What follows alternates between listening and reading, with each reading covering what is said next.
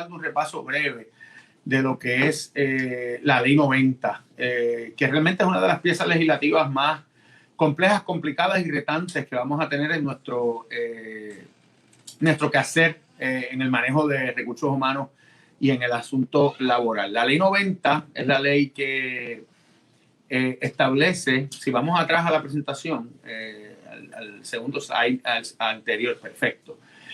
Les estaba hablando de la Ley 90 y quiero que entendamos, ¿verdad? Desde el 7 de agosto para acá están vigentes y están en vivo una serie de disposiciones legales sobre el concepto del acoso laboral. Y específicamente hay 3 obligaciones básicas bajo la ley.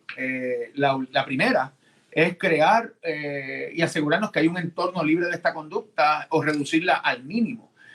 La segunda es tener unos protocolos o unas guías o reglamentos internos para el manejo de estas situaciones. Y la tercera es investigar toda queja de acoso laboral y tomar las medidas correctivas o disciplinarias cuando las mismas sean necesarias. Específicamente la obligación de crear un protocolo o de crear una regla interna pues está en hold, por decirlo así, está en suspenso, porque nuestra regla interna depende de la publicación del Departamento del Trabajo de sus guías o reglamentos sobre el tema. Hasta que el Departamento del Trabajo no publique sus guías o sus reglamentos sobre el tema, para lo cual tienen 180 días contados desde el 7 de agosto del 2020, nosotros no tenemos nuestros 180 días para aprobar las nuestras. Eso no quiere decir que la ley está, la vigencia de la ley está suspendida. La ley está vigente y está en vivo ya ocurriendo o estableciendo obligaciones bajo la misma. Y la obligación de eliminar o limitar al mínimo la ocurrencia de esta conducta y la obligación de investigar toda queja y tomar las medidas correctivas que sean necesarias de conformidad con los hallazgos investigativos están ya corriendo. Lo que está en suspenso es nuestra obligación de crear un protocolo, porque hasta que el Departamento del Trabajo no publique sus guías o reglamentos, nosotros no podemos publicar el nuestro, porque el nuestro tiene que estar basado, dice la ley, en esas guías o en esos reglamentos. Les decía y les había repasado la definición de acoso laboral, que está en pantalla, la pueden ver. Es una definición muy subjetiva que va a dar mucho a candela y obviamente puede haber empleados que utilicen esta protección para intentar escudarse de acciones disciplinarias legítimas, porque el alcance de la ley, la definición de la ley se puede prestar para eso. No hay duda que la conducta constitutiva de acoso organizacionalmente es un fenómeno que existe. Hay supervisores que abusan de sus prerrogativas gerenciales, no hay duda de eso. Hay empleados que no pueden llevar a cabo, o llevar, ¿verdad? Que no pueden mantener, relaciones interpersonales saludables y generan conflictos en el lugar de trabajo. Y frente a todas esas dinámicas, nosotros como negocio ahora vamos a tener que intervenir. Ya el acoso no es meramente un acoso predicado en una alegación de discrimen, sino que en las relaciones interpersonales y en las dinámicas cotidianas, una persona en cuanto al trato, en cuanto a la forma en que se le dicen las cosas, en cuanto a la dinámica cotidiana en el trabajo, puede intentar levantar un planteamiento de acoso laboral. Así que es muy importante que tengamos presente y consciente esas obligaciones. Vamos al próximo slide, si tiene la bondad. Jurisprudencialmente, quería obviamente también destacar la existencia de este precedente, que es el caso de Karim Basaín versus Hospital Auxilio Mutuo. Esto es un caso muy importante porque este caso es la voz del Tribunal Supremo diciéndonos que del concepto de discrimen por condición social no se puede derivar, no emana un planteamiento de discrimen por condición de exconvicto. Es decir, que un empleado no puede plantear que la condición de exconvicto se está usando para discriminar predicado en la categoría protegida o el grupo protegido de condición social que establece nuestra ley 100, la ley antidiscrimen general en Puerto Rico, ¿verdad? Que tiene la mayoría de los discrímenes consagrados en nuestra jurisdicción, excepto el discrimen por embarazo y el discrimen por impedimento, que están consagrados en otros estatutos. Es importante que tengamos esto presente en estos tiempos que son sumamente interesantes, y estos son los tiempos del fraude del PUA o el fraude del desempleo. Podemos utilizar esa conducta imputada al trabajador de fraude o de conducta deshonesta con ese tipo de beneficio para tomar una acción disciplinaria. El Tribunal Supremo nos ha dicho que la presunción de inocencia, lo dijo en González versus Baxter, no aplica a procedimientos internos del negocio y que la compañía puede tomar esas conducta deshonesta o conducta delictiva para tomar algún tipo de acción disciplinaria. Máxime cuando la reforma laboral en su artículo 2.15, la ley 4 del 2017, tiene una disposición que dice que el empleado tiene que abstenerse de incurrir en conducta delictiva, ¿verdad? O inmoral, entre otros conceptos que pueda razonablemente afectar los mejores intereses del negocio. Así que la honestidad es un valor exigible en el trabajo, y esta decisión pues viene a arrojar luz sobre la eterna controversia que existía en cuanto a la dinámica o posibilidad de que el empleado planteara de que la condición de ex convicto se está usando para tomar decisiones en el reclutamiento o ya mientras la persona está laborando. Vamos al próximo slide. La dinámica cotidiana de la pandemia, ¿verdad? La situación que estamos experimentando, no hay duda que está trayendo cambios y nos está obligando a adecuarnos a esta nueva realidad. Y adecuándonos a esta nueva realidad, el trabajo remoto ha venido a ser una dinámica que ha venido para quedarse, ¿verdad? Y el trabajo remoto es muy importante que entendamos varios conceptos muy básicos. El trabajo remoto no es un derecho, es una prerrogativa gerencial. Y es muy importante que entendamos eso. Y vivimos en tiempos que al patrón se le va a exigir, si evalúa con flexibilidad, ¿verdad? Y con empatía los planteamientos o peticiones que un empleado traiga, pero realmente una cosa es un derecho y una cosa es una concesión, y el trabajo remoto no es un derecho. Claro, tenemos que tener mucho cuidado con escenarios de trabajo remoto que se asigne a una persona en una misma clasificación y a otra no. El empleador podría traer un planteamiento de por qué a fulano sí y a mengano no, o por qué a mí sí y a otra persona no.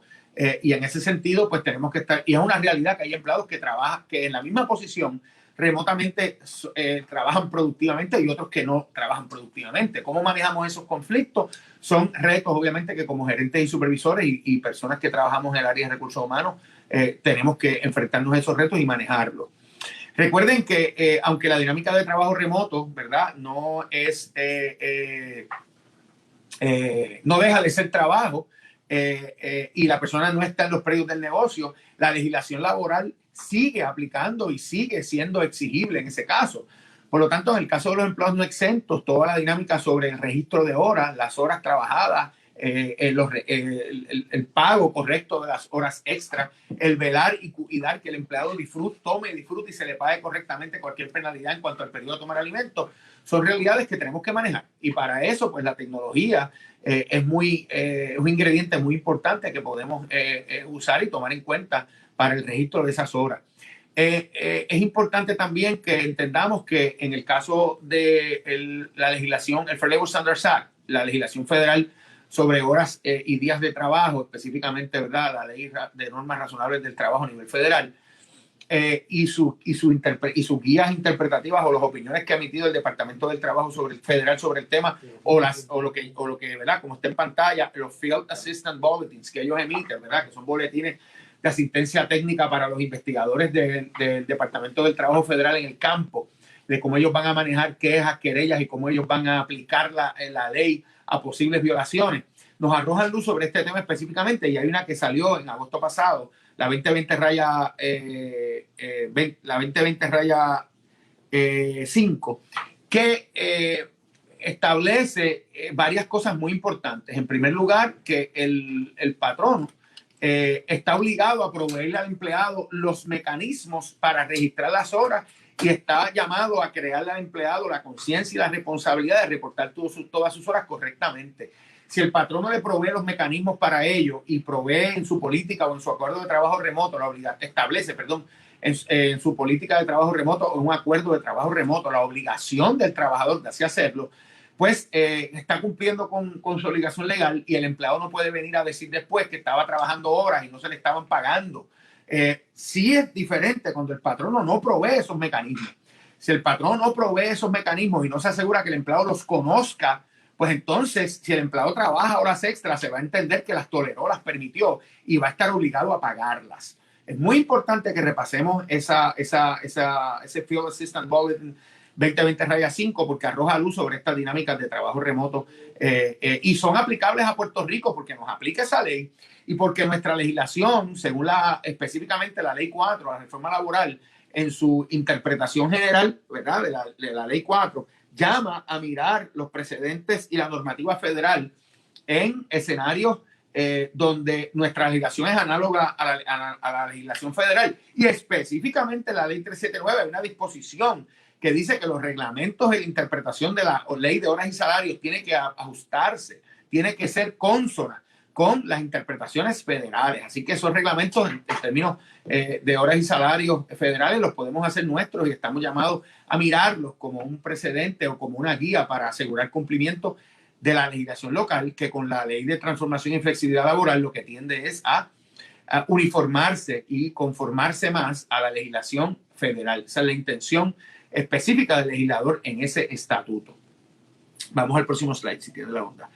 Recuerden que el trabajo remoto comporta retos de manejo de tiempo, tiene la dinámica que el empleado puede pedir condiciones de trabajo flexibles, es decir, más horas, menos horas, un cambio de turno o un cambio en el lugar de trabajo, y son peticiones que hay que atender bajo las disposiciones de la Ley 379, del Reglamento 9017 que publicó el Departamento del Trabajo y de las guías para la interpretación de legislación laboral que se aprobaron el 8 de mayo del 2019, que arrojan mucha luz sobre cómo estas dinámicas se manejan, las peticiones de trabajo flexible o las solicitudes de un itinerario de trabajo semanal alterno, que también tienen un proceso para manejarse.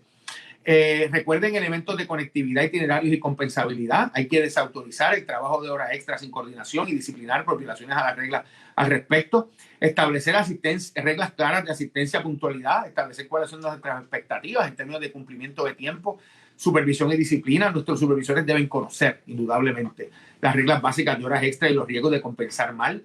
Tenemos que tener una política de trabajo remoto. Se pueden manejar específicamente también acuerdos de trabajo remoto con diferencias entre empleados exentos y no exentos. El estatus de exento como ejecutivo hay que asegurarse que lo mantenemos y lo podemos probar en escenarios de trabajo remoto.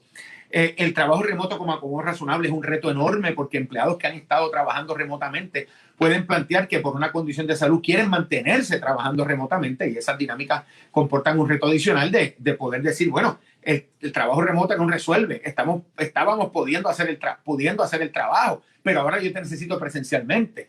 Y el empleado que se intenta mantener fuera por una condición médica, eso comporta un análisis particular bajo ADA que tenemos que caminar, que tenemos que realizar para conceder o negar el acomodo. Y el trato igual y no discriminatorio en la asignación de trabajo remoto. Como les decía ahorita, hay empleados que son muy efectivos trabajando remotamente en la misma posición que otros, que no necesariamente lo son, y eso comporta un reto, ¿verdad?, de que el empleado cuestione por qué a fulano sí y mengano no. Vamos al próximo slide, si tiene la bondad. En el trabajo remoto hay muchos problemas prácticos, ¿verdad? No se pueden completar horas no trabajadas con licencias, específicamente en cuanto al FFCRA, me refiero ahí, ¿verdad? En cuanto a otras, pues la petición del empleado de completar horas no trabajadas con licencias, pues hay que atenderla. Puede ser licencia por vacaciones, puede ser cualquier otra licencia que yo voluntariamente conceda como negocio. Pero es importante que entendamos que aunque el FFCRA se puede disfrutar fraccionadamente, ¿verdad? Y el Departamento del Trabajo se sostuvo en que eso requiere la aprobación del patrono, que fue una de los dictámenes que el Distrito Oeste, el Tribunal Federal para el Distrito Oeste de Nueva York declaró nula del reglamento. El Departamento del Trabajo se sostuvo, esa es la interpretación correcta y esa es la interpretación que al día de hoy se mantiene, que el disfrute intermitente del FFCRA requiere el consentimiento del patrono. Pero está claro que aunque existe la posibilidad de disfrutar el FFCRA intermitentemente, el FFCRA no se puede utilizar para completar horas. Es una licencia, no es para completar horas. La negativa a trabajar remotamente es un problema que también tenemos que enfrentar y hemos enfrentado en esta pandemia. El no aceptar regresar al trabajo presencial y pretender mantenerse trabajando remotamente es un reto grande también, y eso se puede dar por varias circunstancias, en una de ellas predicadas en una petición de acomodo razonable. La disciplina remota, el rol del supervisor en estos casos hay que acentuarlo y darle las herramientas para entender estos procesos. Cómo manejamos peticiones de equipo de trabajo o dinámicas de acomodo razonable en cuanto a hardware o en cuanto a una silla ergonómica, por ejemplo, cómo se manejan, que no la tengo en la casa, pero tú me la estabas proveyendo en el trabajo, cómo se pueden o se deben manejar esas peticiones. Y la compensabilidad de actividades preliminares y preliminares a la gestión, que el Departamento del Trabajo Federal ha dicho que va a flexibilizar ese tipo de petición en aras de manejar o de permitir que las partes manejen sus dinámicas internamente.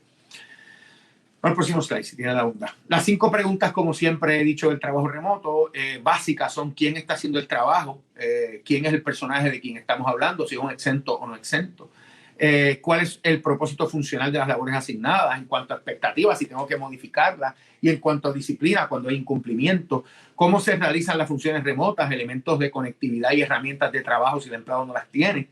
¿Dónde se realiza el trabajo remoto? En escenarios de seguridad y accidentes del trabajo, recordando que los accidentes laborales que se realizan mediante, ¿verdad? Aunque el empleado esté trabajando remotamente, se pueden reportar al Fondo de Seguro de Estado. Eso está claramente dispuesto y la ley del fondo fue enmendada a tales fines recientemente.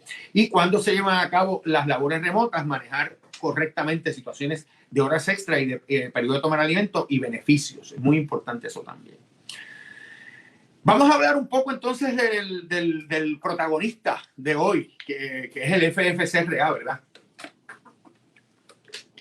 Y el FFCRA, que conocíamos, ¿verdad? Y como decía Wilfredo al principio, que originalmente habíamos hablado acá para marzo, pues cambió tan drásticamente como el día siguiente que nosotros hablamos en aquella ocasión. El reglamento que el Departamento del Trabajo publicó el 1 de abril trajo cambios trascendentales al manejo y administración de esta licencia. Y esos cambios siguen evolucionando porque la realidad es que el Departamento del Trabajo, después de esa situación, ha modificado su reglamento en 2 ocasiones. El 6 de abril lo hizo con unas enmiendas puramente técnicas para aclarar unos issues de cómo el CARES Act había enmendado algunas disposiciones del FFCRA. Y luego de eso lo enmendó recientemente, que entró en vigor el 16 de septiembre, para aclarar varios conceptos y cambiar 2 de ellos. Y esto viene de un reto judicial que enfrentó la reglamentación. La reglamentación del FFCRA enfrentó un reto, específicamente fue cuestionada por el estado de Nueva York en un pleito federal que se radicó en el Tribunal Federal para el Distrito Este de Nueva York. Y el juez que vio ese caso declaró nulas varias disposiciones del FFCRA. Entre esas nulidades, ¿verdad? O manejando esas nulidades o enfrentado con esas nulidades, el Departamento del Trabajo se sostuvo en 2 de esas interpretaciones y acogió 2 de los cambios o nulidades y reescribió su reglamentación o parte de su reglamentación. Y hoy vamos a repasar cuáles han sido esos cambios y dónde están esos cambios. Primero, vamos a hablar un poco de la exención de proveedor de servicio de salud. Esa exención de proveedor de servicio de salud, claro, vamos a incorporar las disposiciones generales del FFCRA también en nuestra discusión para ir ¿verdad? Repasando todas esas disposiciones y vamos a tratar de integrarlo con cosas que recientemente nos han estado pasando, como por ejemplo, la escuela sigue estando todavía remota, pero si la escuela, aunque yo no lo vislumbro, ¿verdad? En lo que resta de la aplicación de la ley, que es hasta el 31 de diciembre del 2020, en algunos estados se ha establecido que los estudios son presenciales. O se ha establecido también que el empleado la persona tiene la opción de llevar a su hijo presencialmente. En otros estados se ha establecido un sistema alterno en el cual la escuela está abierta algunos días y cerrada otros. ¿Cómo se manejan todas esas cosas? Pues el Departamento del Trabajo ha publicado guías para eso porque ha modificado sus preguntas y respuestas. Recuerdan los question and answers que salieron. De hecho, los question and answers salieron antes de la publicación del reglamento. Pero esos question and answers han sido modificados consistentemente. Originalmente eran 30, ya van por 100 y pico de preguntas y respuestas que nos explican cómo esta ley funciona en vivo y cómo debe ser interpretada ante escenarios particulares en el trabajo. Vamos a hablar un poco entonces de las exenciones, de la exención del FFCRA en cuanto a proveedor de servicios de salud, que fue una de las dinámicas que el Tribunal para el Distrito Oeste el Tribunal Federal para el Distrito Oeste de Nueva York encontró que eran nulas en su aplicación. Y el Departamento del Trabajo recogió vela en este caso particular y reescribió la exención de proveedor de servicio de salud. Desde el principio que esta ley se aprobó, yo leí el reglamento varias veces y leí las preguntas y respuestas, y yo tenía siempre una preocupación de que había gente por ahí leyendo esa exención de healthcare provider muy ampliamente. Entiéndase que estaban básicamente diciendo que cualquier persona que trabajara en un lugar donde se prestaban servicios de salud, en una definición muy amplia que incluía pues, hospitales, clínicas, oficinas médicas, farmacias, escuelas de medicina, hospicios, cuidos de ancianos, ese tipo de lugar, pues cualquier persona que trabajaba allí estaba eximida o exenta de la aplicación. Se podía invocar la exención, porque recuerden que esta exención no es automática, siempre ha sido una exención que se ha tenido que invocar y defender en caso de que haya un reto judicial o una investigación del Departamento del Trabajo. La exención no se solicita en ningún lugar. La exención se le plantea al empleado y se guarda toda la documentación relevante al respecto. Siempre ha sido así. Pero yo siempre planteaba que no se estaba leyendo adecuadamente los question and answers junto con el reglamento, porque el reglamento era claro que la exención estaba predicada en que la persona tenía una función para atender la emergencia médica relacionada al COVID y que no era una sábana que yo me tiraba por encima y planteaba que ningún trabajador que rindiera servicios en un lugar donde se prestaban servicios médicos se podía invocar la exención. Para mí eso siempre estuvo claro. Y el Departamento del Trabajo Federal, ¿verdad? Enfrentó este cuestionamiento y recoge la exención y la modifica. Y la exención de proveedor de servicios de salud, ¿verdad? Fue modificada porque la definición anterior, ¿verdad? Estaba enfocada mucho más en la identidad del patrono que en el rol del empleado. Y la forma en que yo les planteo ahora que debemos leer esta exención se enfoca en que el empleado está directamente involucrado en proveer servicios de salud o cuyo rol está tan integrado en la provisión de dichos servicios que si el empleado deja de prestarlos, el paciente se vería afectado. Y debe quedar claro que el hecho de que el empleado trabaje en una entidad como las anteriormente mencionadas, ¿verdad? Como las que le mencioné ahorita, como hospicios, clínicas, oficinas médicas, farmacias, no permite automáticamente que se invoque esta exención de proveedor de servicios de salud. No es una aplicación automática. Vamos al próximo slide. Básicamente, la definición de proveedor de servicios de salud ahora vigente se puede clasificar en dos grandes grupos, ¿verdad? La primera es la clásica definición de lo que es un proveedor de servicios de salud bajo el FMLA. Ustedes recuerdan que el FMLA que conocemos y que cotidianamente estábamos obligados a aplicar y a administrar tiene una definición de lo que es proveedor de servicios de salud, pero está más enfocada en quién emite el certificado médico. O sea, quién es un proveedor de servicios de salud para fines de que me pueda certificar que el empleado no está apto para realizar sus funciones porque tiene una necesidad de cuidado, ¿verdad? Por una condición seria de salud de él o de padre, madre, hijo, cónyuge. Una necesidad de salud del empleado o una necesidad de padre, madre, hijo, cónyuge. La definición del FMLA de lo que es un proveedor de servicios de salud está predicada en esa realidad. Y lo que hace esa primera exención ahora de proveedor de servicios de salud es incorporar esa definición clásica y decir que aquellos empleados que cumplen con esa definición que ya existe de lo que es un proveedor de servicios de salud que contiene el FMLA, el que ya conocemos, que incluye doctores en medicina, doctores en osteopatía, ¿verdad? Que es la medicina, pero integrada y desde otra perspectiva, pero es lo mismo, es un physician, ¿verdad? Así como otros profesionales capacitados para proveer servicios de salud, ¿verdad? Incluyendo podiatras, dentistas, que antes uno podía decir que no estaban eximidos porque esa exención o el trabajo de un dentista, perdón, no se usa para combatir la emergencia del COVID, pero ahora como nos hicimos bajo el FFCA, trajimos la definición de lo que es un clásica de un proveedor de servicios de salud, pues incluye dentistas, psicólogos clínicos, optómetras, quiroprácticos, enfermeros, enfermeras, parteros o parteras, trabajadores sociales clínicos, asistentes médicos y algunos practicantes de la ciencia cristiana, ¿verdad? Que esos son unas dinámicas que ocurren mucho en los estados, en Estados Unidos continentales, ¿verdad?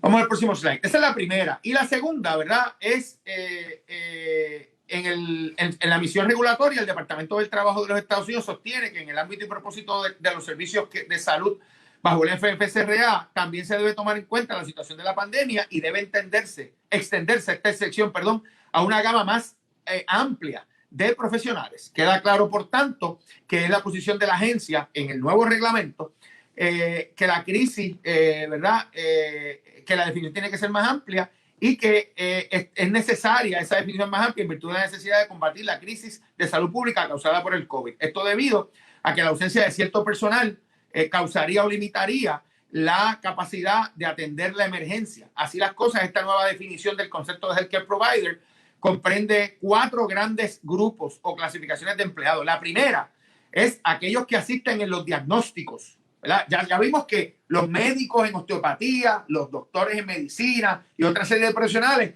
frente a esas personas se puede invocar la exención. Ahora vemos una amplia gama de profesionales que son necesarios para que esas personas realicen su trabajo. Y entre esos están personal que asiste en los diagnósticos, como lo son personal que procesa muestras, personal que toma radiografías o interviene en pruebas diagnósticas o procedimientos médicos, así como la interpretación de esos resultados o de esas pruebas. Los que están envueltos en cuidado preventivo, incluyendo cernimiento, chequeos u orientaciones para prevenir enfermedades, condiciones u otras condiciones de salud. Las posiciones que participan en cirugía u otros procedimientos invasivos, que recetan, proveen o administran medicamentos, terapias físicas o asisten en tratamientos respiratorios, y las labores integrales y necesarias para proveer servicios de diagnóstico, prevención y tratamiento, que si no se proveen, afectarían el cuidado del paciente, incluyendo bañar, vestir, alimentar y o tomar signos vitales, así como preparar el equipo necesario para llevar a cabo procedimientos médicos, transportar pacientes o muestras. Vamos al próximo slide. Así las cosas, el Departamento del Trabajo nos hace una listita. Y expuestas dichas normas, el reglamento revisado identifica algunas posiciones o clasificaciones frente a quienes se puede invocar la exención y ejemplifican o categorizan algunas ocupaciones particulares, entre ellas las enfermeras o enfermeros, los auxiliares de enfermería, los técnicos médicos y otros que participan en realizar diagnósticos, proveen servicios preventivos en salud, brindan tratamiento u otros servicios integrales y necesarios para proveer servicios de salud. Igualmente, los empleados que prestan tales servicios bajo la supervisión, orden o dirección de o que brindan asistencia directa a un proveedor de atención médica. Y en tercer lugar, los empleados que están de otra manera integrados y que son necesarios para la prestación de servicios de salud, tales como los técnicos de laboratorio que procesan las muestras necesarias para diagnosticar y tratar condiciones. Vamos al próximo. Así las cosas. Ustedes recordarán que la excepción anterior tenía una disposición que decía, estoy hablando de la anterior, no se confundan, que había personal que era necesario para mantener suplida y operacional, ¿verdad?, el lugar donde se prestan servicios médicos y que también podrían ser eximidos. E inclusive que había personal que trabajaba bajo contrato o que le suplía servicios a esas entidades que también podían ser eximidos. Eso se acabó. Ese ya no es el criterio. La reglamentación revisada, de hecho, expresamente excluye a aquellos empleados que no prestan servicios de salud, aun cuando sin su presencia se podría afectar la prestación de esos servicios, tales como los profesionales del sistema de información, personal de mantenimiento, personal de recursos humanos, cocineros o empleados de servicios de alimentos, administradores de récord médicos, consultoría o empleados de facturación. Esas personas están excluidas ahora de la exclusión, por decirlo así. No se puede invocar la exención frente a esas personas. Es que antes se podría argumentar que, ¿verdad?, que estaban o que se podía invocar la exención porque era personal que era clave para mantener suplida y operacional el lugar donde se prestan servicios de salud. Así, jóvenes, como siempre ha sido, la exención no es automática, debe quedar contenida en el ámbito de la reglamentación revisada. Y importante también que sigue siendo una exención invocable, ¿verdad?, el personal de respuesta a emergencia. Esa no se tocó. Y la exención de personal de respuesta a emergencia se ha dicho, y el Departamento del Trabajo ha interpretado, que se va a se va a mirar de la forma más amplia de la definición estatal sobre lo que es una persona que presta servicios de emergencia. Recapitulando, las exenciones se invocan al denegarse la solicitud de licencia del empleado. Se levanta un expediente de todo el proceso de la licencia, de la evaluación, incluyendo la solicitud del empleado, nuestra contestación, la evidencia que el empleado puede haber traído. Se documenta todo y se conserva por 4 años. Ese es el proceso en todas las exenciones quedando claro que nada se solicita o envía al Departamento del Trabajo para la aprobación de una de estas exenciones. Recuerden que la exención de patrono pequeño no se tocó en el cambio del reglamento, sigue siendo o sigue estando de la misma forma que estaba concebida anteriormente. Hay personas que entienden equivocadamente que todo patrono que tiene 49 empleados o menos, recuerden que esta ley aplica a patronos con 499 empleados o menos. Recuerden que si su compañía tiene 500 empleados o más, usted no tiene que preocuparse por esta ley. Esta ley no le es de aplicación. Recuerde que ese concepto de los 500 empleados se mira día a día. Puede ser que hoy, porque tengo 501, no tengo que darle la licencia a un empleado que me la pide, pero puede ser que pasado mañana, cuando otro empleado me la pida, si tengo 498 porque di una cesantía o me renunciaron 3 personas, tenga que dársela a ese empleado, porque esto es un criterio que varía día a día y hay que evaluarlo cada vez que se pide una licencia y se analiza su concesión. Esa exención de patrono pequeño, que es la exención de 49 empleados o menos, no se tocó con el cambio de reglamento, sigue concebida y funcionando como funcionaba antes. Y hay personas por ahí diciendo que eso es automático, que si usted tiene 49 empleados o menos, no te tienes que preocupar por la licencia. Eso es falso. Primero, que la exención de patrono pequeño, de la única licencia que te exime es de la del cuido de un menor porque no tiene escuela ni cuido por una razón atribuible al COVID-19. Eso es lo primero. O sea, que las otras licencias, el patrono tiene la obligación de evaluarlas y o concederlas. En segundo lugar, esa exención tampoco es automática, porque yo tengo 49 empleados o menos. Esa exención requiere un análisis que yo demuestre que conceder esa licencia ponía en peligro, afectaría la viabilidad del negocio as a going concern, que eso es un término contable. Y el reglamento te dice que para tú demostrar esa preocupación, la viabilidad del negocio se afectaría as a going concern, usted tiene que probar 3 cosas. La primera es que cuando usted mira su cuenta de banco, si usted concede esa licencia, usted no podría operar ni aunque fuera una capacidad mínima, porque la concesión de esa licencia no le permitiría hacerlo. Y eso es muy difícil de poder probar. Básicamente que el pago de la licencia, pues lo hace usted inoperante. Y eso yo creo que va a ser muy difícil de probar.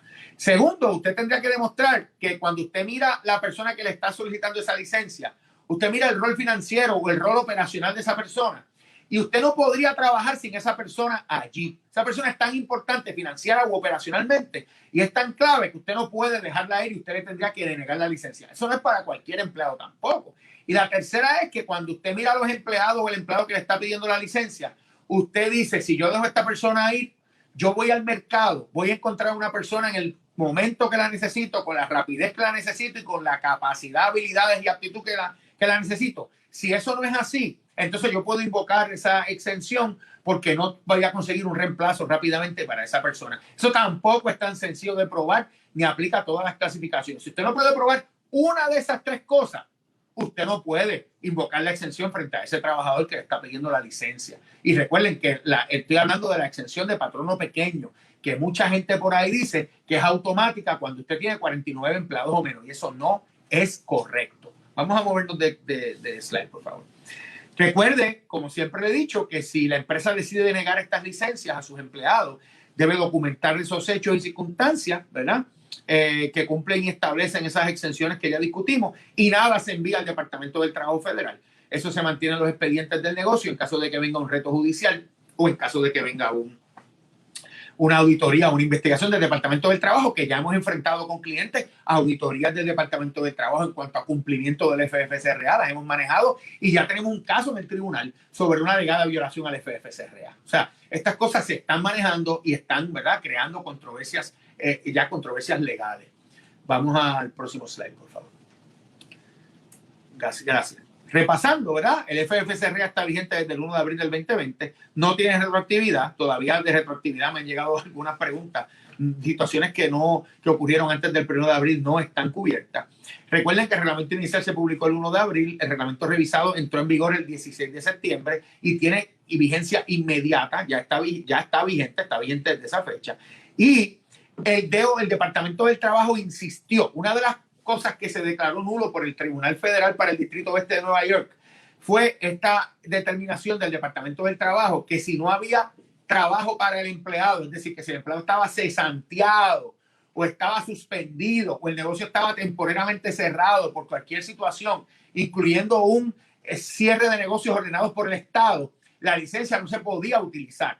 El Departamento del Trabajo revisó el reglamento y se mantuvo en que esa es la interpretación correcta.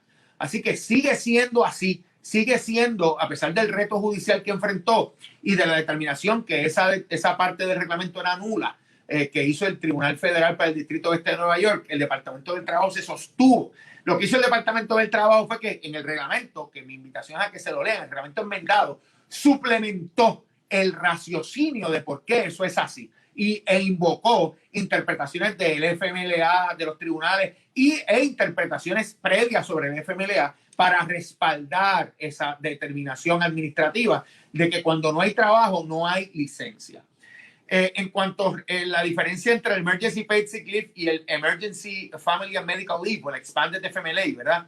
Recuerden que el Emergency Paid Sick Leave, perdón, que es la licencia de las 2 semanas hasta 10 días, ¿verdad? Pagándose hasta 80 horas al trabajador, basadas en los salarios de los últimos 6 meses y basadas en las horas de los últimos 6 meses si es un empleado a tiempo parcial cuyo horario fluctúa, ¿verdad? No requiere que el empleado haya trabajado ni previamente, o sea, ni un requisito de tiempo trabajado para cualificar para la licencia. Si el empleado está en nómina, ya cualifica. Y está disponible para empleados a tiempo completo y a jornada parcial. El Expanded FMLA, ¿verdad? Que es la de las 12 semanas y que solamente se utiliza para el cuidado de un menor de edad que no tiene escuela ni cuidado por una razón atribuible al COVID. Tiene un requisito de haber estado trabajando 30 días con la empresa. Y esto incluye también empleados que pudieran haber sido cesanteados o despedidos luego del 1 de marzo, pero y trabajaron X tiempo y que subsiguientemente son reinstalados ahora, ¿verdad? Luego de una cesantía, el tiempo que estuvieran trabajando después del 1 de marzo le cuenta para ese periodo de trabajo, de cualificación de 30 días. Esto fue una de las enmiendas técnicas que el CARES Act trajo al FFCRA, que fue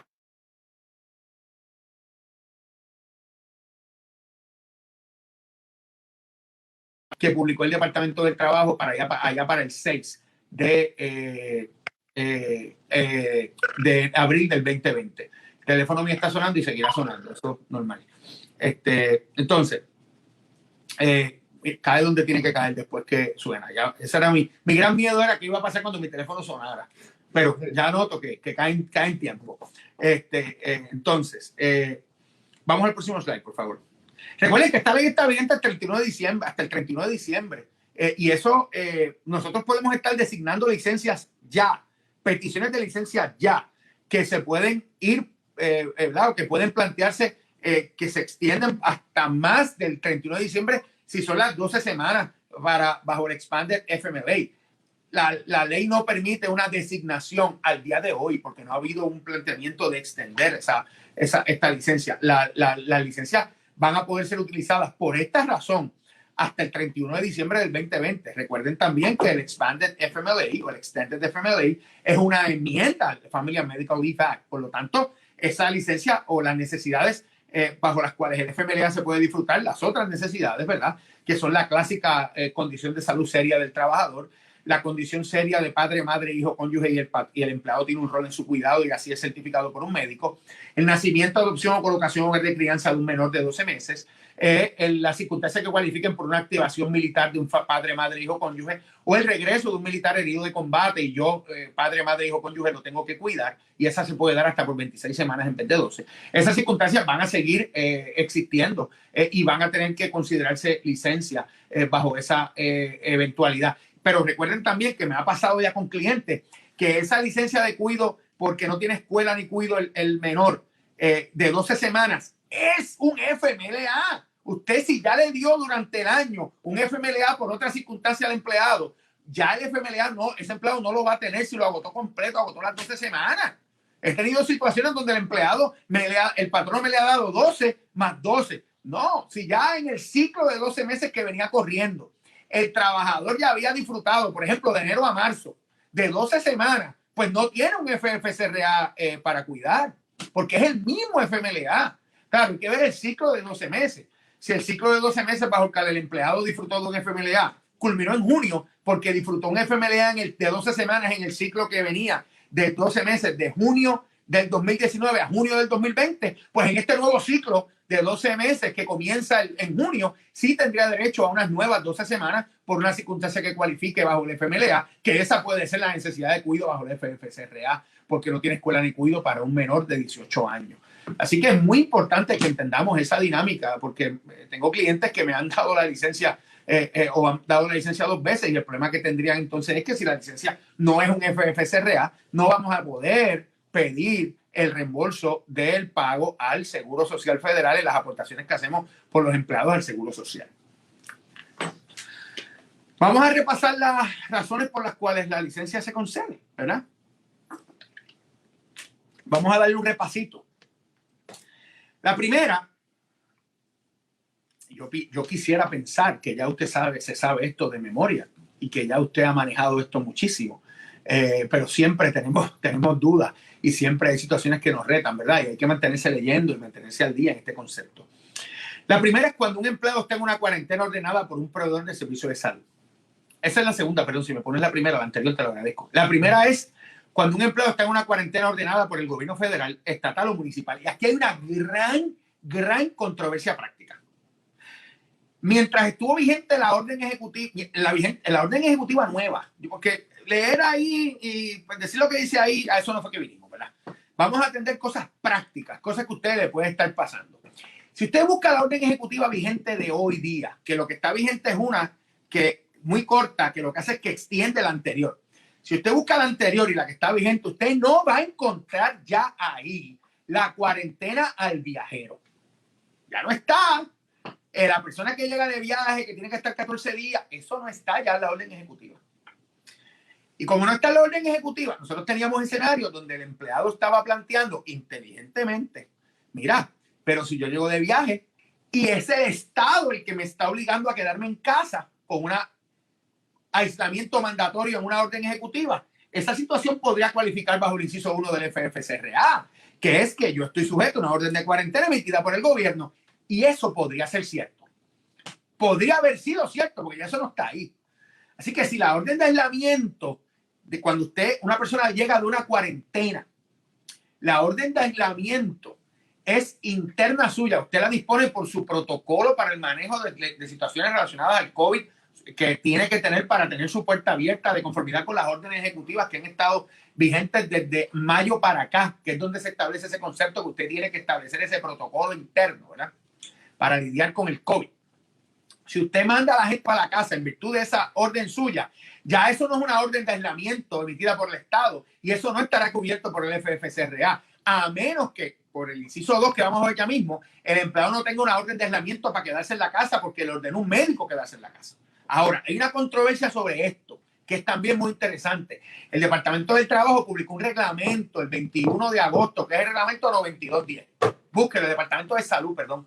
Publicó un trabajo. En el inciso 6 de ese reglamento, en la letra C, dice que toda persona que tiene contacto con una persona que tuvo una prueba positiva que sea aceptable en Puerto Rico, ya sea una prueba molecular o una prueba serológica, las dos son aceptables, tiene la obligación de quedarse en su casa y llamar a su patrono y notificar al Departamento de Salud, quien activaría el protocolo para el caso de enfermedades infecciosas que data de los 80. Fíjense que alguien podría decir también inteligentemente, bueno, si la razón por la cual yo te estoy llamando es porque yo me tengo que quedar en casa porque yo sé que tuve contacto con una persona que dio positivo, pues ante esa situación yo estoy quedándome en casa en virtud de una orden ejecutiva y eso es un mandato de una autoridad estatal. Así que se podría argumentar también que una persona que te notifica que tuvo contacto con una persona que dio positivo y se está quedando preventivamente en virtud de esa orden ejecutiva, de ese reglamento, del Departamento de Salud, cumple con ese inciso 1 también.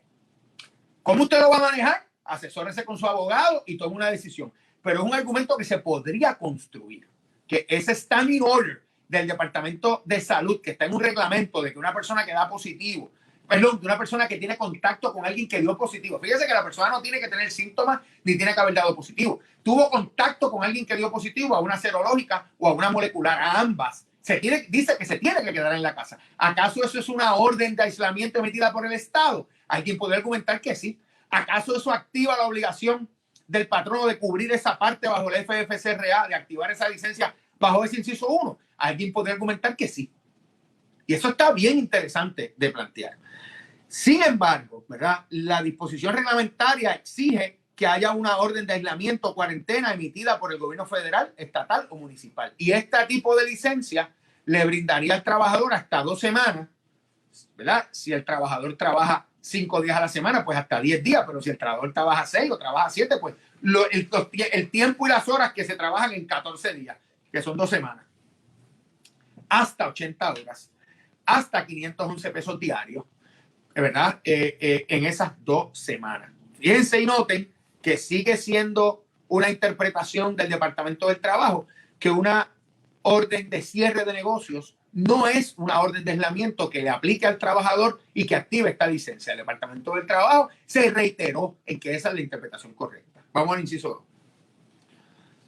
2. El número 2 es que el empleado esté en una cuarentena ordenada por un proveedor de servicios de salud. Y aquí se están creando muchas controversias con esto.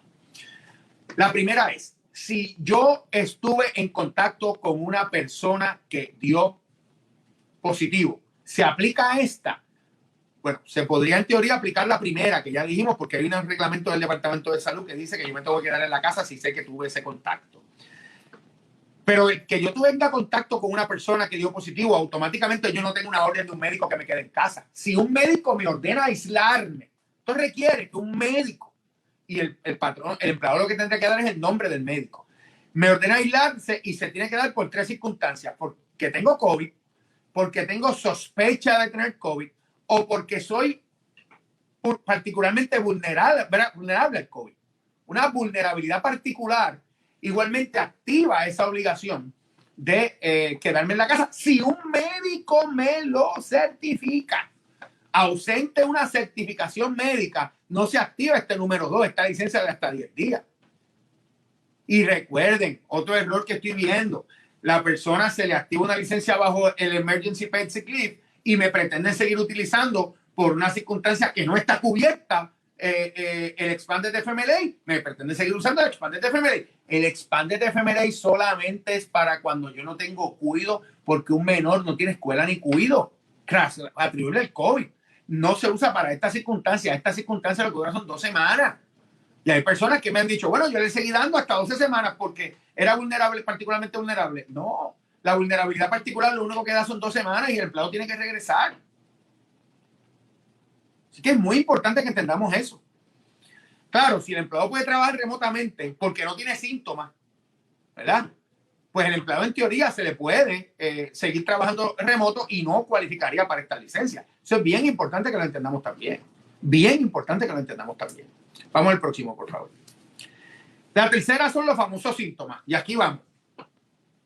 El hecho de que yo tenga una sospecha de que tengo COVID no me va a activar este inciso 3. Eso es bien importante que lo entendamos, porque noto muchos errores con este inciso 3. El inciso 3 es para cuando yo tengo síntomas y estoy buscando un diagnóstico. Si yo no tengo síntomas, no se puede usar el inciso 3. Es más, yo puedo tener COVID. Yo puedo tener COVID. Y el inciso 3 no se va a activar.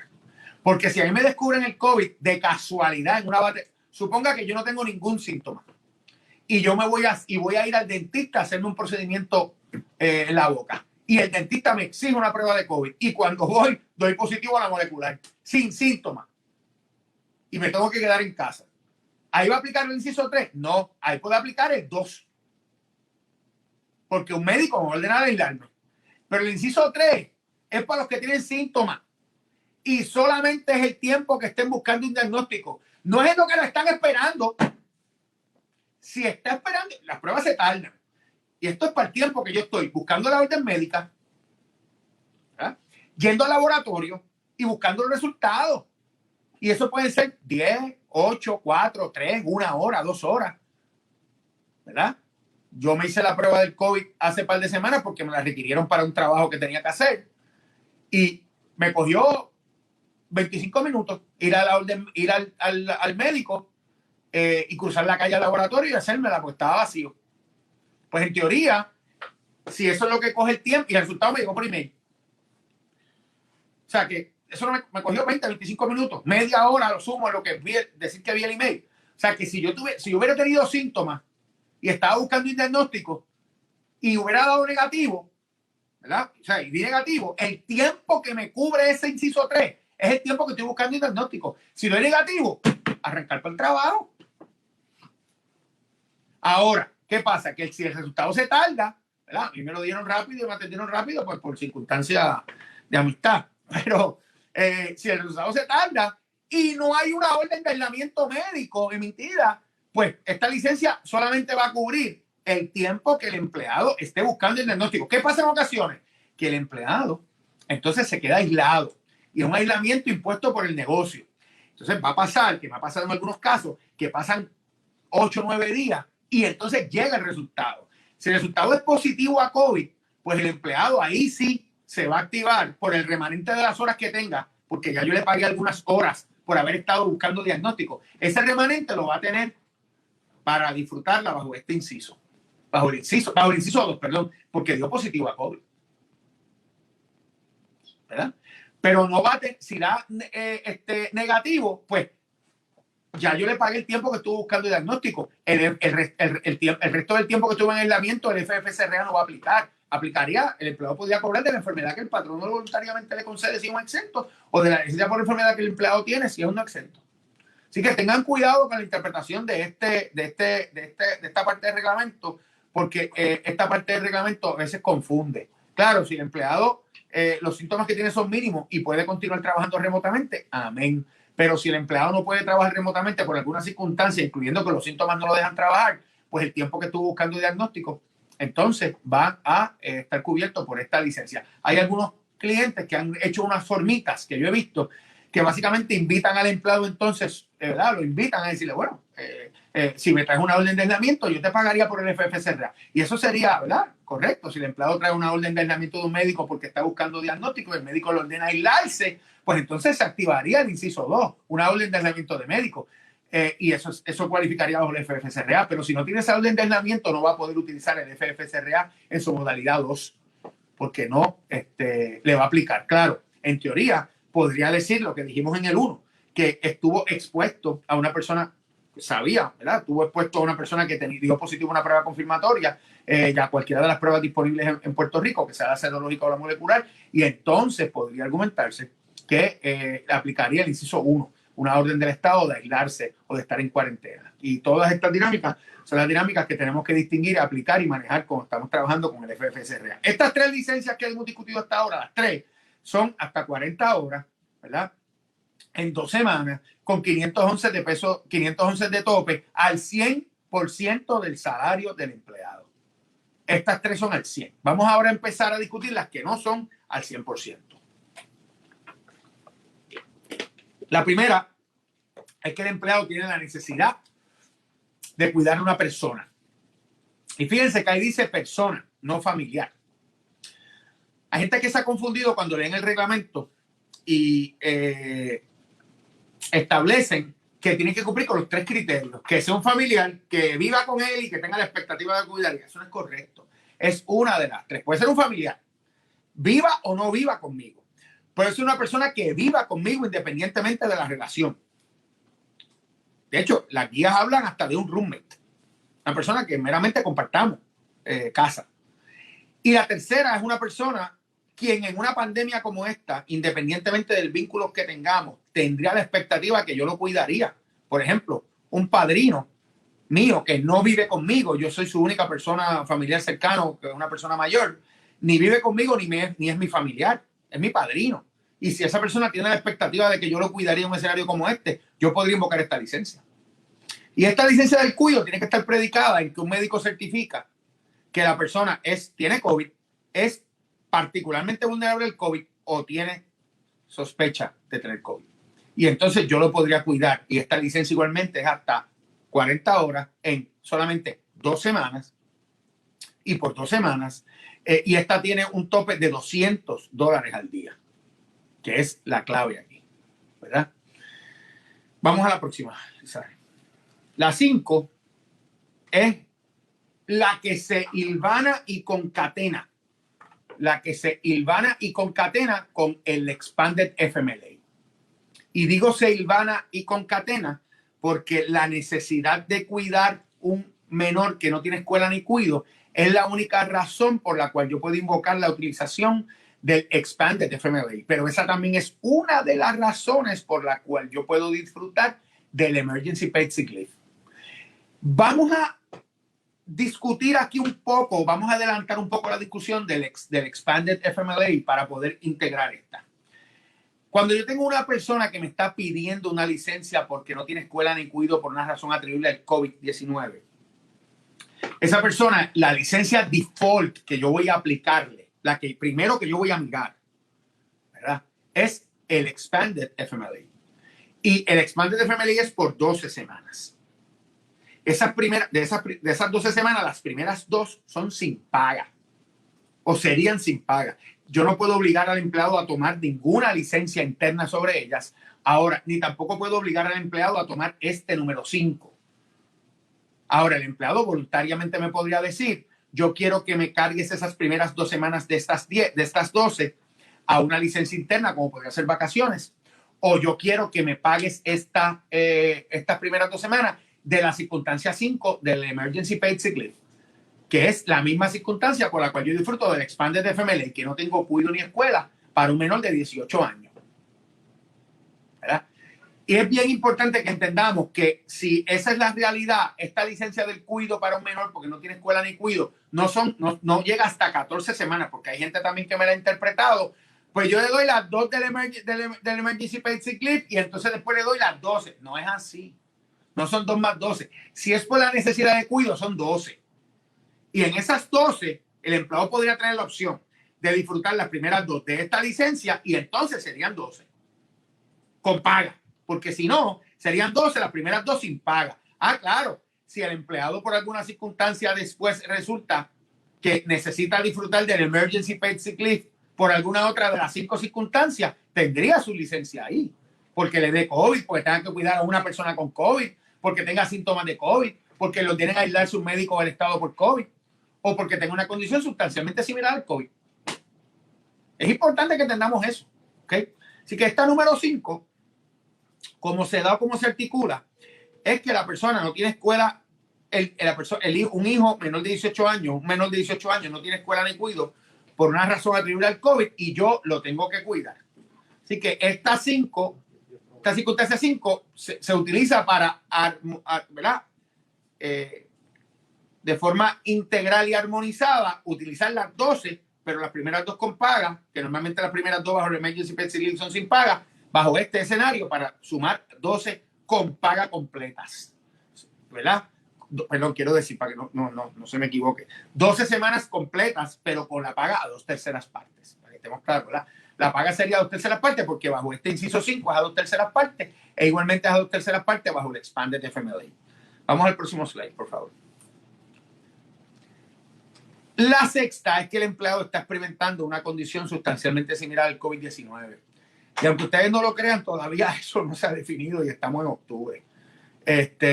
Normalmente eso podría ser pues un micoplasma, una influenza, ¿verdad? Podría ser también una bronquitis, una condición que tenga síntomas similares al COVID, ¿verdad?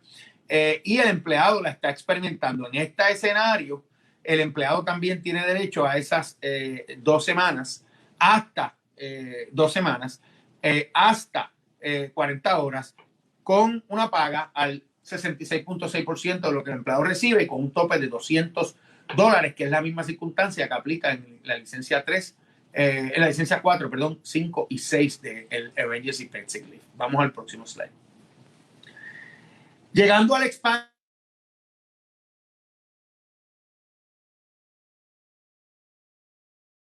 como hablamos, la licencia default son 12 semanas. Las primeras 2 son sin paga, ¿verdad?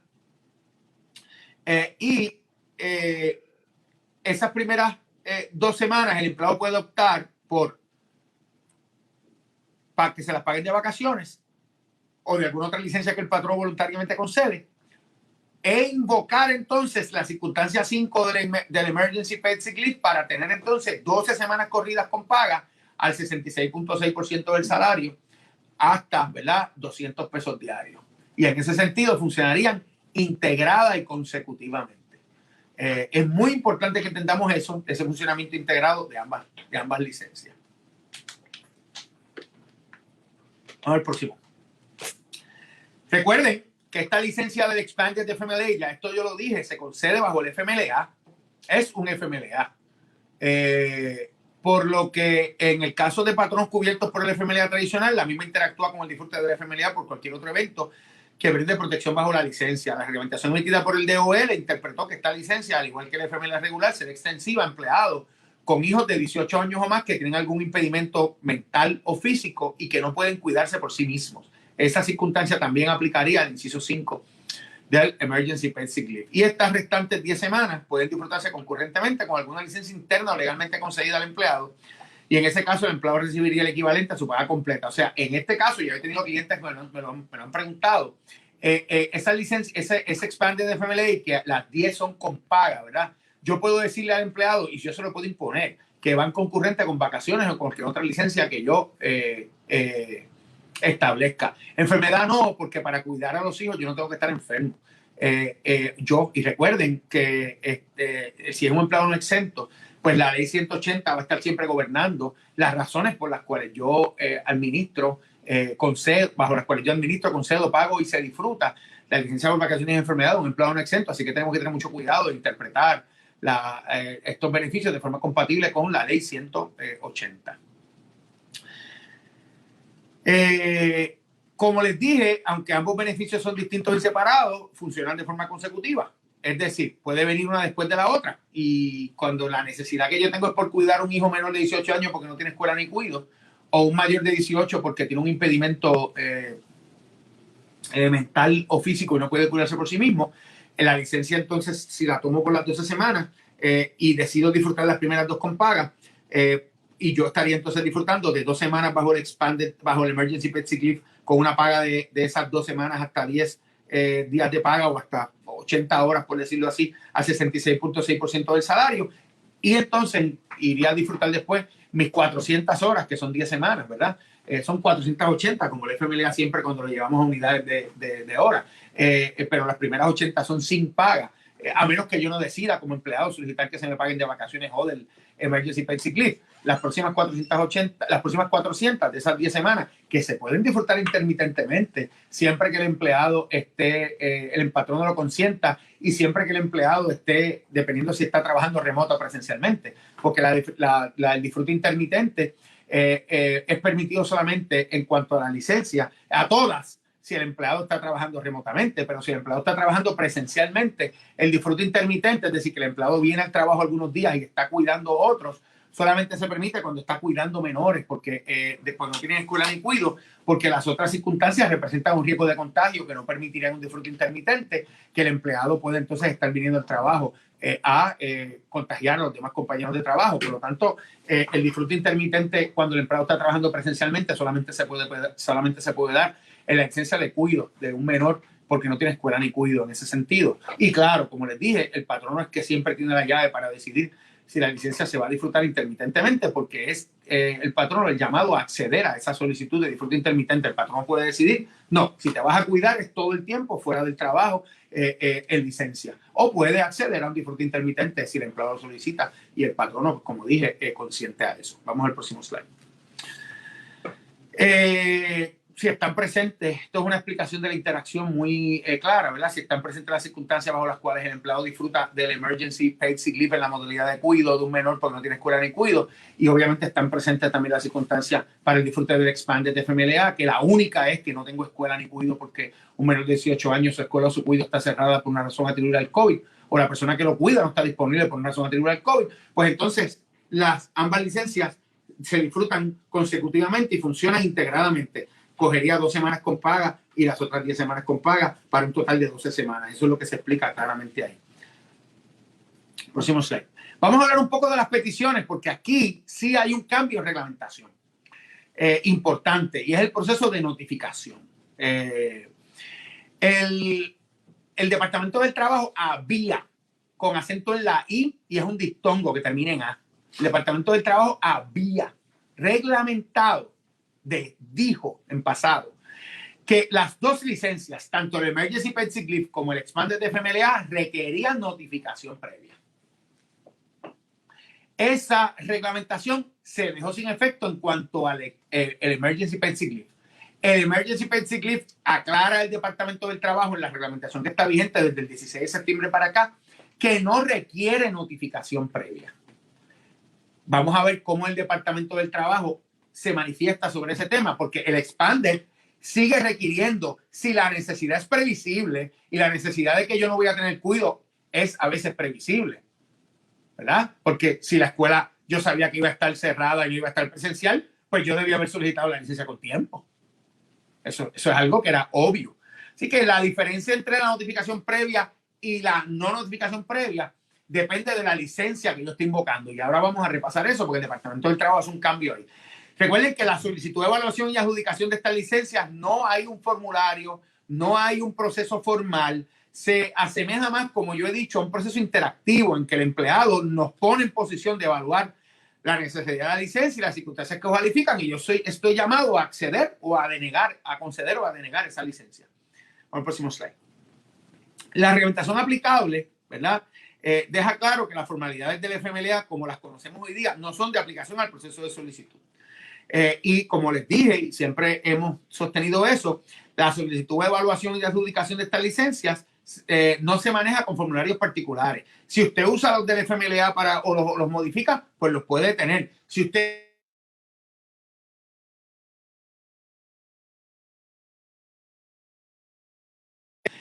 las empresas que están cubiertas por el FMLA tradicional pueden seguir usando su formulario y deben usar sus formularios para el FMLA tradicional. Pero bajo estas licencias particulares que estamos hablando hoy, bajo el FFCRA, no hay una formalidad ni una particularidad de formularios que el Departamento del Trabajo Federal haya emitido. Vamos al próximo slide. Según la reglamentación revisada, la que tenemos en vigor desde el 16 de septiembre del 2020, el proceso de notificación, como le dije, de parte del empleado sobre la necesidad de estas licencias va a depender de la licencia que el empleado está solicitando. Si se trata del Emergency Paid Sick Leave, no se requiere notificación previa por adelantado para el disfrute de esta. Esa es la clave, el por adelantado. Y solo se requiere que el empleado notifique después del primer día laborable o la fracción de en que el empleado está disfrutando de la misma. Es decir, el empleado se la va a autoconceder. El empleado la pide y dice, mira, me quedé en casa porque tengo esta necesidad. Y ahí es que usted se tiene que poner en patines para pedirle la información que necesita el empleado darle a usted para que usted evalúe si el empleado es elegible para la licencia. Pero el empleado se la va a dar él mismo. Si es el Emergency Paid Sick Leave, ese es el cambio clave aquí. Importante, ¿verdad? Luego de ese primer día laborable o fracción de en que el empleado disfruta de la licencia, es razonable que el patrón solicite notificación, información de conformidad con los hechos y circunstancias de cada caso particular. Y es razonable además que si el empleado no está disponible, esa notificación sea brindada por algún portavoz del empleado, dice reglamento revisado, que puede ser su cónyuge, un familiar adulto u otra persona responsable. Si la licencia a ser disfrutada es la que dispone el Expanded FMLA, entonces se requeriría que brinde notificación sobre su necesidad. Miren el concepto. Tan pronto sea, el concepto federal es practicable. En español, la traducción más accurate es factible. Tan pronto sea factible que lo haga. Si la necesidad de la licencia bajo el Expanded Family Medical Leave, que es una sola circunstancia por la cual yo puedo pedir esa licencia, que no tengo escuela ni cuido por un hijo menor de 18 años, ¿verdad? Es previsible, generalmente se entenderá que es factible que brinde notificación antes de que utilice la misma. Así que es muy importante esa diferencia entre el requisito de notificación previa y entre si la solicitud, si es un Expanded FMLA, si el empleado conocía ya la necesidad y si entonces era factible que diera notificación porque su necesidad era previsible. Y es muy, muy importante eso. Por ejemplo, una empleada un empleado que no está cuidando al hijo porque la esposa o el esposo ha logrado trabajar remotamente y está atendiendo a los niños en la escuela, y de momento su esposo o su esposa lo activan y el empleado sabe que lo van a activar el 1 de diciembre y estamos a 13 de octubre, y sabiendo eso el empleado deja para notificarme que se va a quedar en la casa para el 31 de noviembre y me dice, bueno, yo sabía esto desde hace tiempo, pero no, oye, era factible que tú me dieras esto antes. Y con un FMLA normal, si no me dan notificación previa cuando es factible, yo podría hasta denegarlo. Ahora, ¿usted quiere buscarse una pelea con eso? ¿Un caso por eso? Pues cuidado. Tenga cuidado también en esa dinámica. El IRS sigue siendo relevante aquí en algunas cosas, sigue siendo relevante desde el punto de vista del contenido de la notificación. El reglamento revisado nos nos sigue insistiendo a que básicamente la notificación del empleado, que lo tiene que dar al empleado, previa en unos casos, cuando sea factible, y no previa en otros, ¿verdad? Porque cuando es expanded de FMLA no tiene que ser previa, ¿verdad? Gracias. Nos dice que se tiene que pedir 4 cosas: el nombre del empleado, las fechas o fechas para las cuales se solicita la licencia, una declaración escrita en cuanto a la razón cualificada relacionada al COVID por la cual yo estoy solicitando la licencia, y una declaración del empleado que no puede trabajar ni trabajar remotamente debido a esa dinámica. Importante, la necesidad de la licencia va a determinar la información que el empleado me tiene que traer. Si es una cuarentena emitida por el Estado o por un médico, pues me tiene que traer el nombre de la entidad gubernamental o del médico que la emite. Si es para cuidar a un individuo, me tiene que traer el nombre de ese individuo, la relación con esa persona a cuidarse, que debe ser un familiar inmediato, o una persona que regularmente reside en el hogar del empleado y es alguien con quien el empleado tiene una relación personal que crea una expectativa de que el empleado cuidaría en una situación de esta naturaleza. Son 3 incidencias, no están amarradas unas con otras. Si es por cierre de escuela o cuido, me tiene que traer el nombre y edad de los menores, el nombre de la escuela o cuido que está cerrado, o de la persona que cuidaba al menor y que ahora no está disponible por una razón atribuible al COVID, declaración de que ningún otro adulto en la casa puede proveer cuidado a esto, y si un empleado trabaja en turnos diurnos, me tiene que traer también una explicación de cuáles son las circunstancias especiales que están presentes para que ese niño mayor de 14, o esos niños que todos sean mayores de 14, requieren cuidado, requieren que haya un adulto en la casa. Presumiendo que los niños de 14 años o más pues se podrían quedar solos, lo cual también podría representar un issue bajo el Departamento de la Familia en Puerto Rico. Pues no está muy claro a qué edad un niño se puede quedar solo en la casa, y en teoría todo menor de 18 años pues es menor de edad. Y en ese sentido, pues claro, aquí en Puerto Rico la capacidad legal no se alcanza hasta los 21. A los 18 se tiene mayoría para algunas cosas, pero no se tiene capacidad legal todavía. Así que eso está medio complicado de manejar, ¿verdad?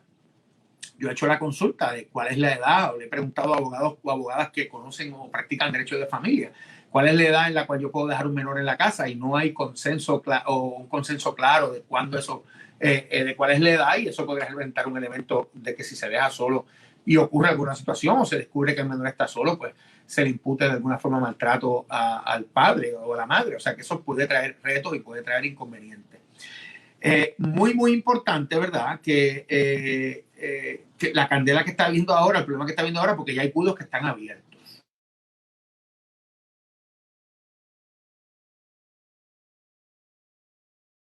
Disponible, y la persona, la madre o el padre, por un elemento de voluntariedad, no están llevando al niño o a la niña al cuido porque tienen miedo que se contagie, pues entonces no me puede certificar que el cuido está cerrado.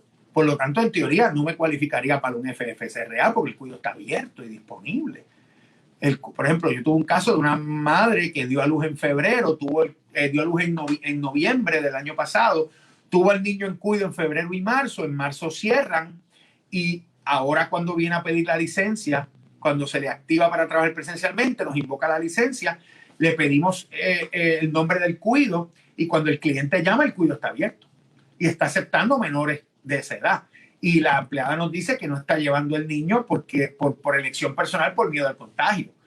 Así que no me puede decir que el cuido está cerrado. En teoría, pues no cualificaría porque no me puede dar esa certificación. Y eso generaría una controversia de una denegatoria de esa licencia a la madre o al padre en ese sentido. Así que ¿verdad? Hay que manejar estos casos con mucho cuidado y sensibilidad, porque son casos que pueden terminar en reclamaciones judiciales, pero no está cumpliendo con la estricta necesidad de que el cuido está cerrado de conformidad con la reglamentación y no me puede aseverar eso en su petición. Así que cuidado y ojo con ese tipo de situación porque hay que manejarla conservadora y ¿verdad? Flexiblemente también. Vamos al próximo slide. Recuerden que puede acogerse al Emergency Sick Leave y al Emergency Paid Sick Leave de forma intermitente. La intermitencia es un concepto muy importante. La intermitencia aplica y está presente en ambas, aclarando que no, y lo dije al principio, que no confundamos la intermitencia con completar horas. La licencia no está para completar horas, está para que cuando yo tengo trabajo asignado, que tengo trabajo, la pueda disfrutar mientras se supone que estuviera trabajando, pero si no tengo horas asignadas, pues no puedo usarla para sustituir horas que no tenía asignadas. O sea, no se usa para completar horas. El Departamento del Trabajo Federal y el Seguro Social no me van a permitir tomar un crédito, el IRS, por ese tipo de dinámica. La reglamentación revisada se mantiene en que el disfrute intermitente de las licencias requiere el consentimiento de las partes. Y aunque la reglamentación del Departamento del Trabajo no exige un acuerdo escrito, en ausencia de un acuerdo escrito se puede establecer que entre las partes existió algún tipo de mutuo entendimiento en torno al disfrute fraccionado de la licencia en cuestión. Recuerden también que cualquier acuerdo tiene que incluir los incrementos de tiempo en que se utilizará la licencia que esté utilizando el empleado. Ya les dije que la licencia, si el empleado está trabajando presencialmente, parte y remotamente parte, o el trabajo, y va a haber un disfrute intermitente, la única licencia que se podría disfrutar intermitente en ese caso sería el cuidado del menor, porque las otras, por el riesgo que tiene el empleado de exposición a la enfermedad, no se podrían disfrutar intermitentemente si el empleado está viniendo a trabajar presencialmente. Solamente se podrían disfrutar intermitentemente todas si el empleado está trabajando remotamente. Y es que eso es lo que está en esa última oracióncita de ese slide. Vamos al próximo. Recuerden que en cuanto al Family First Coronavirus Response Act y el trabajo remoto, los empleados no pueden ni deben poder trabajar ni presencialmente ni remotamente para acceder a esta licencia si se dan las circunstancias para su utilización. La reglamentación del FFCRA, ¿verdad? Nos recuerda que la necesidad de registrar las horas trabajadas y compensar adecuadamente está ahí y tenemos que seguir el Fair Labor Standards para eso, complementado con la información que tiene el Field Assistant Bulletin 2020-5 del Departamento del Trabajo Federal, que les aconsejo que lo busquen y lo lean. Es bien cortito, tiene 4 páginas y es bien fácil de leer. El Departamento del Trabajo dice que va a ser flexible en cuanto al análisis de controversia de empleados que plantean que las actividades preliminares o las actividades posliminares al trabajo en la casa son compensables. De hecho, mira, vamos a ser flexibles aquí y vamos, en aras de que las partes lleguen a acuerdo, no vamos a estar encontrando controversias sobre el ratito que el empleado tuvo que setearse o entrar o lo que fuera, si es compensable o no. Si el empleado trabaja a las 8 y tiene que estar desde las 7:50 seteando algo, pues no vengas a decir que esos 10 minutos me los tienes que pagar porque me pagaste más que de 8 a 5. Van a ser relax con eso. Normalmente todas las actividades preliminares y posliminares hay un escrutinio particular para determinar si son compensables o no, pero aquí han dicho que van a ser relax con esto, igualmente con los exentos.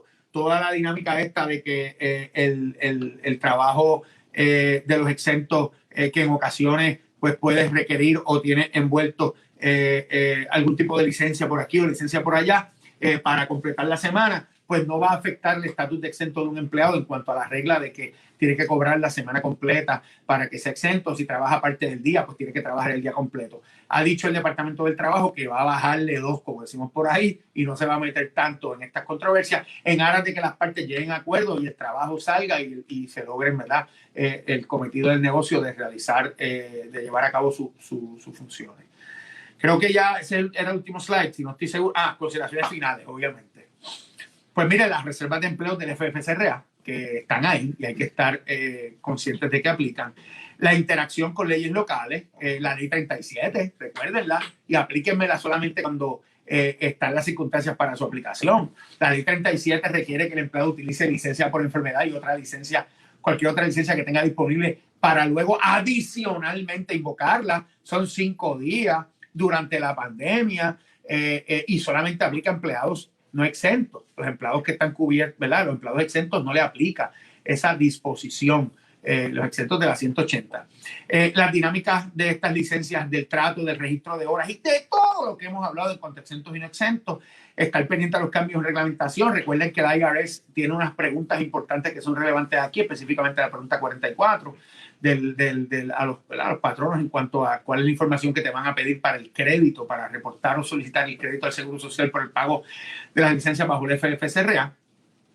La documentación que hay que mantener siempre sobre todas estas peticiones, siempre mirar las cosas con flexibilidad y poder demostrar buena fe en estos procesos, y que el FFSRA obliga a que se mantenga la cubierta del plan médico durante su disfrute. Con esos detallitos que tenemos siempre que estar pendientes, pues cerramos esta discusión sobre el FFSRA y nos abrimos a todas las preguntas que ustedes puedan tener.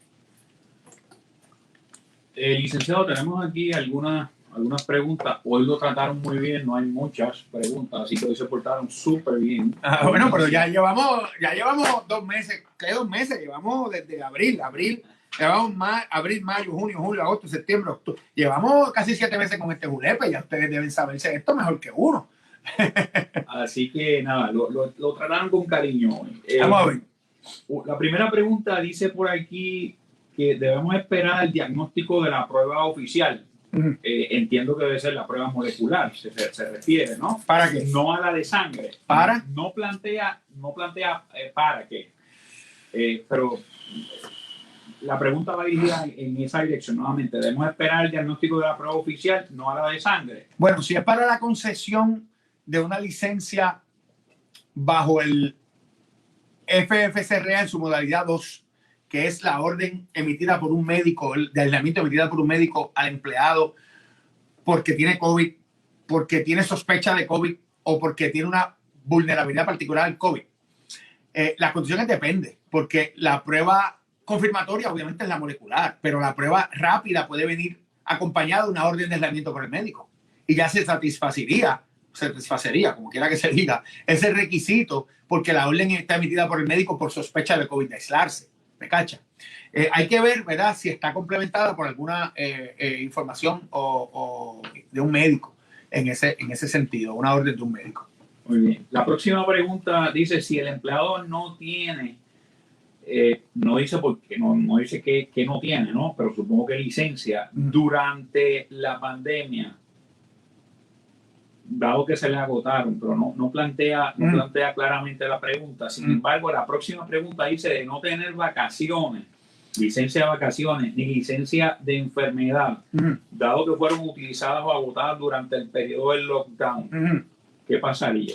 Bueno, lo que pasaría es que, presumiendo que la pregunta es que el empleado ya disfrutó de sus licencias bajo el FFSRA, y muchas de estas cosas ya están sucediendo porque muchas de estas licencias se activaron en junio, cuando la escuela se acabó, ¿verdad? Y empezamos los campamentos que no estaban disponibles y las personas pues quizás pudieron resolver en marzo, abril y mayo, pero después no. O hay personas que estas licencias se agotaron en verano porque empezaron rápido en 1 de abril a pedirlas y se concedieron.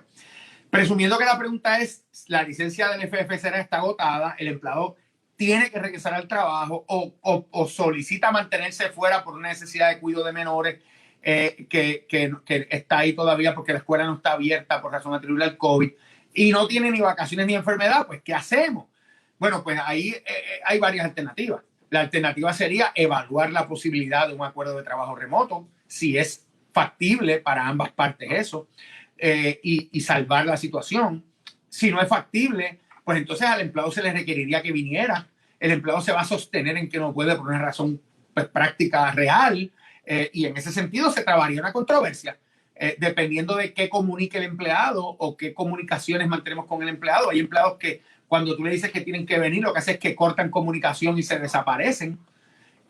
Lo que hace uno en esos casos es que se mantiene solicitándole al empleado presencia y recordándole su deber de regresar, dándole una oportunidad de hacerlo. Y si no hay comunicación, pues se podría al empleado imputársele abandono, con el riesgo de que el empleado lleve un caso al tribunal, pues cuestionándolo todo, hasta la teoría del Big Bang y la creación, cuestionando todo, cuestionando que no le dimos la licencia, cuestionamos que se la dimos mal, cuestionando que le dimos una pero la otra no, cuestionando una denegatoria, cuestionando que no fuimos flexibles, cuestionando que tiene una condición y que nosotros no lo evaluamos. cuestionando que él pidió trabajo remoto y nosotros le dijimos que tenía que ser presencial y que es que él tiene una condición vulnerable y no le permite ir al trabajo, cuestionándolo todo, de todas las circunstancias. La otra alternativa también sería, pues, si el empleado está comunicándose, que hay algunos que se comunican y lo que te dicen es, pues, ¿qué tú quieres que yo haga? Si no puedo ir y me es imposible ir, pues entonces a esos empleados que se siguen comunicando hay que seguirse reiterando que se tienen que presentar, que el trabajo es presencial, que todo el mundo está presencial, que hemos evaluado todo lo que ellos han pedido, que no cualifican para nada, que han agotado todo y que se tienen que presentar. A lo que estaríamos en la misma situación, trabaríamos una controversia sobre que el empleado está ¿verdad? Adjudicándose una licencia a la cual no tiene derecho, pretendiendo permanecer fuera del trabajo cuando no hay ninguna licencia que respalde sus ausencias. Tendríamos que desautorizar el trabajo remoto. Si el empleado tiene equipo de la compañía, pues quitarle los accesos para que no pueda trabajar remotamente y decirle que tiene que venir. Y entonces trabaríamos la controversia. Si el empleado no viene, es decir, que el empleado fue separado de su empleo porque estaba faltando y sus ausencias no estaban adjudicadas a ninguna licencia. Y seguramente tendríamos la posibilidad de un reto judicial en cuanto al empleado, que lo cuestionaría todo, de todo lo que hicimos mal según su percepción y la de su abogado. Y entonces pues tendremos que defendernos de esa alegación, demostrando que hicimos todo bien en ese sentido, que concedimos las licencias cuando eran, que la evaluamos bien, que el empleado no tenía derecho a ningún acomodo, que el trabajo remoto no es un acomodo en la circunstancia particular que estamos hablando aquí del empleado, y pues, ser flexibles en ese sentido. Y en los tiempos de que yo te quiero ver la cara porque te la quiero ver se acabaron. Si el empleado realmente, el trabajo puede ser realizado remotamente y esa flexibilidad existe, pues mire, evalúe esa posibilidad, dígale al empleado que podemos, mira, 2 semanas más en lo que trata de resolver, porque esas muestras de flexibilidad que usted pueda dar lo van a ayudar a defenderse si el caso viene. Porque usted va a demostrar buena fe, usted va a demostrar que de conformidad con la situación particular usted obró bien. Ahora, hay casos donde la flexibilidad pues no puede estar. Y hay casos donde los empleados pretenden adjudicarse licencias que no cualifican. Pues ya eso conllevaría que usted se asesore bien y cierre la puerta a esa posibilidad de tomar decisiones que sabiendo siempre que se pueden cuestionar judicialmente. Tenemos otra pregunta por aquí, licenciado. Dice si el empleado evidenció que trabajó remoto durante el periodo de lockdown. Sin embargo, ese periodo que evidenció que trabajó, se lo cargaron a una licencia de vacaciones y enfermedad. ¿Qué remedio o qué derecho tiene ese empleado para llevar a cabo su reclamo? Si entendí bien, es que el empleado estaba trabajando remoto y le cargaron algunas ausencias, le imputaron pago a su licencia de vacaciones o enfermedad. Así es. Bueno, si es un empleado, yo no asesoro empleados, por si acaso. Yo le voy a dar esta contestación desde el punto de vista del negocio, que es la forma en que yo concentro mi práctica. El negocio debe asegurarse, en el caso de un no exento, que no se utilizan licencias para pagar tiempo trabajado. La pregunta aquí sería si ese tiempo trabajado fue autorizado, si el empleado notificó que estaba enfermo, o que tenía algún certificado, entonces se está autoatribuyendo o diciendo, mira, yo hice unas gestiones de trabajo, porque muchas veces eso pasa con los exentos. Mira, yo te dije que yo estaba enfermo, pero yo me conecté y yo seguí trabajando y yo tenía esta necesidad, pero yo estuve pendiente y a mí me llamaron. O sea, esas dinámicas con los exentos son muy peligrosas. Si el exento no está autorizado a trabajar, pues mire, porque tiene alguna condición, no lo llame. No tolere ni permita que haga funciones, porque entramos en la controversia de trabajar el día completo, me tienes que pagar el día, ¿verdad? O me tienes que pagar parte de la semana. A menos que no sea que usted lo llame para preguntarle dónde están las llaves, cuál es el password de la máquina, que son llamadas, ¿verdad? Puramente de trámite. No lo llame y no tolere ni permita que trabaje. Si es un hourly, pues la obligación es pagar por hora las horas que son trabajadas y adscribir a licencia las horas que no lo son. Esa es la forma de manejarlo. Tenemos otra pregunta por aquí. Dice, ¿existe algún mínimo de empleados que debe tener el patrono para la aplicabilidad de las licencias especiales? No, existe un 499 o menos. Pero si tienes 2, 1 te aplica. Lo que tú podrías intentar es invocar la exención de patrono pequeño, la small employer, que ya expliqué que no es automática y requiere unos requisitos particulares para que se invoque y aplique. Otra de las preguntas que nos hacen por aquí es la orden ejecutiva del 2020-052 que establece la cuarentena viajero. ¿Ya ha sido derogada? Ya no está desde la anterior. Perfecto. Y por último tenemos otra pregunta por aquí, dice, ¿se puede...? Aclarando algo, Wilfredo, perdóname. Adelante. No está desde el anterior, pero usted en su protocolo interno del COVID puede colocar a esa persona en un aislamiento cuando regresa del viaje. Obviamente la consecuencia sería que cobraría de enfermedad si tiene acumulada, y si no, pues sería sin paga en ese sentido. A menos que usted no le permita, mientras está aislado o aislada, trabajar remotamente, pues entonces trabaja en ese sentido.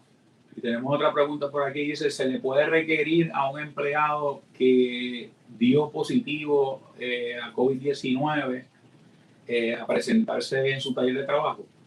¿Se le puede requerir a un empleado que dio positivo a COVID-19 presentarse en su taller de trabajo? Bueno, mientras está dando positivo en resultados de pruebas de seguimiento, obviamente no. Cuando deja de ser riesgo de contagio porque ya da negativo a las pruebas, pues sí, porque ya no es un riesgo de contagio. El hecho de que haya dado positivo en algún momento no significa que va a representar un riesgo de contagio eterno. Las personas que dan positivo al COVID siguen haciéndose pruebas con posterioridad para entonces el médico autorizarle a reanudar sus actividades cotidianas cuando ya arroja un resultado negativo en la prueba. Pero obviamente un patrono que le pide a una persona que se presente a trabajar con un resultado positivo presencialmente, pues es un riesgo enorme y no es recomendable. Pero pedirle que trabaje remotamente si no tiene síntomas y no hay ninguna otra circunstancia es perfectamente legítimo. Un positivo asintomático puede trabajar remotamente sin ningún problema y no tendría derecho a la licencia del FFSRA si está trabajando remotamente. Si el trabajo no es susceptible de ser realizado remotamente o hay alguna otra circunstancias que no permiten que el trabajador realice sus funciones, como sería, por ejemplo, tener síntomas, aunque sean mínimos, pues entonces no se le podría exigir trabajar remotamente y cualificaría porque no está trabajando para una licencia bajo el FFSRA en su modalidad 2 de hasta 2 semanas, hasta 10 horas, hasta 2 semanas, hasta 80 horas, hasta $511 diarios por esas 2 semanas.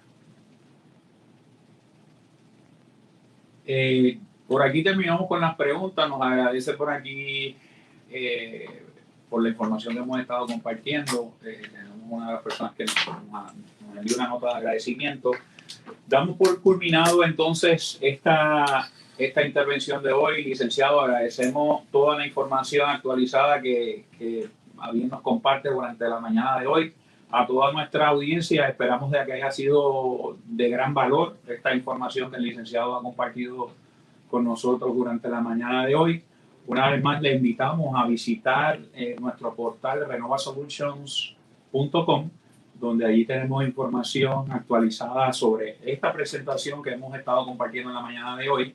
La vamos a estar publicando a través de nuestro portal. Y también tenemos información, como le mencioné, de productos o soluciones nuevas que le van a ayudar a mantener la seguridad de sus empleados y también le van a ayudar a mantener controles, el establecimiento de controles, particularmente para aquellos empleados que están trabajando remotamente. Así que una vez más los invitamos a conectarse a nuestra página renovasolutions.com. Licenciado, una vez más, muchísimas gracias. Que tengan todos ustedes buen día. Gracias a ustedes por la invitación y siempre a la disposición tuya, de Renova y de todos los que nos escuchan. Gracias por la atención y siempre la orden. Éxito a todos y que estén seguros y saludables. Gracias. Manténganse seguros.